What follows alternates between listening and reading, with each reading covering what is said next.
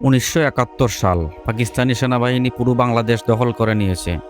মানুষ মরছে, গ্রামের পর গ্রাম পুড়ছে, কিন্তু তখন একজন মানুষ ছিলেন যার একটা কথায় লক্ষ লক্ষ মুক্তিযোদ্ধা ঝাঁপিয়ে পড়েছিলেন। তার নাম মোহাম্মদ আতাউল গনি উসমানী। জন্ম ১৯১৮ সালের ১ সেপ্টেম্বর সিলেট বিভাগের সুনামগঞ্জ জেলায়। ছোটবেলা থেকেই তার চোখে ছিল একটা আলাদা জেদ। পড়াশোনায় মেধাবী, কিন্তু মাথার ভেতরে সবসময় একটাই স্বপ্ন, সেনাবাহিনী। ১৯৩৯ সালে ব্রিটিশ ভারতীয় সেনাবাহিনীতে যোগ দিলেন। এরপর দ্বিতীয় বিশ্বযুদ্ধে ব্রহ্মদেশ ও বার্মার রণাঙ্গনে সরাসরি যুদ্ধ করলেন। এবার বলি সেই গল্পটার কথা, যেটা আজও মানুষের মুখে মুখে ফিরে।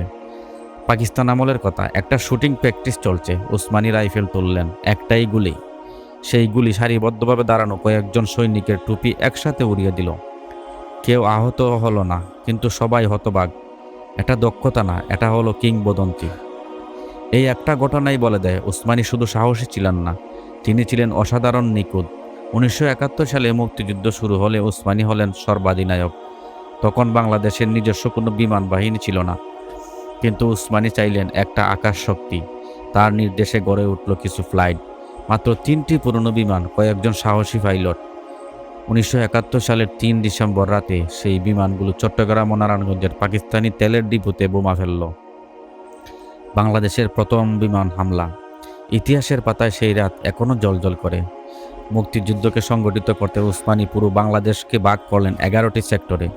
প্রতিটি সেক্টরে একজন করে দক্ষ কমান্ডার, একটি সুশৃঙ্খল বাহিনী। আগে ছিল বিচ্ছিন্ন গেরিলা যুদ্ধ, উসমানী সেটাকে বদলে দিলেন একটি সুশৃঙ্খলাবদ্ধ জাতীয় মুক্তিযুদ্ধে। ভারতীয় সেনাবাহিনীর সঙ্গে সমন্বয়, মিত্রবাহিনী গঠন এবং শেষমেশ ১৬ই ডিসেম্বর ১৯৭১ পাকিস্তান আত্মসমর্পণ করল। উসমানী ছিলেন একটু আলাদা ধরনের মানুষ। তিনি সবসময় পাইপ টানতেন, কম কথা বলতেন, কিন্তু যখন বলতেন সবাই চুপ হয়ে যেত। তার সাথে শৃঙ্খলা ছিল ধর্মের মতো। অন্যায় দেখলে সরাসরি বলতেন, ক্ষমতার কোনো পরোয়া করতেন না। স্বাধীনতার পরেও তিনি যখন দেখলেন দেশে অনিয়ম হচ্ছে, রাজনীতিতে এলেন, সরাসরি প্রতিবাদ করলেন, সমঝোতা করেননি কখনো। দেশ স্বাধীন হলো, কিন্তু উসমানীর লড়াই শেষ হলো না। ১৯৭২ সালে সেনাবাহিনী থেকে অবসর নিলেন, কিন্তু দেশের মানুষের কথা বললেন না। ১৯৭৮ সালের প্রেসিডেন্ট নির্বাচনের প্রতিদ্বন্দ্বিতা করলেন, হারলেন, কিন্তু মাথা নত করেননি। ১৯৮৪ সালের ১৬ই ফেব্রুয়ারিতে তিনি মারা গেলেন লন্ডনে, কিন্তু তার কবর আছে সিলেটে। নিজের মাটিতে দেশের কাছে ফিরে এলেন শেষমেশ। ইতিহাসের অনেক বীর আছেন, কিন্তু উসমানী ছিলেন একটু আলাদা।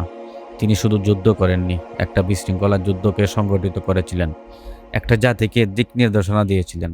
আজ আমরা যে স্বাধীন আকাশের নিচে দাঁড়িয়ে আছি, সে আকাশটা অনেকটাই তার হাতে গড়া।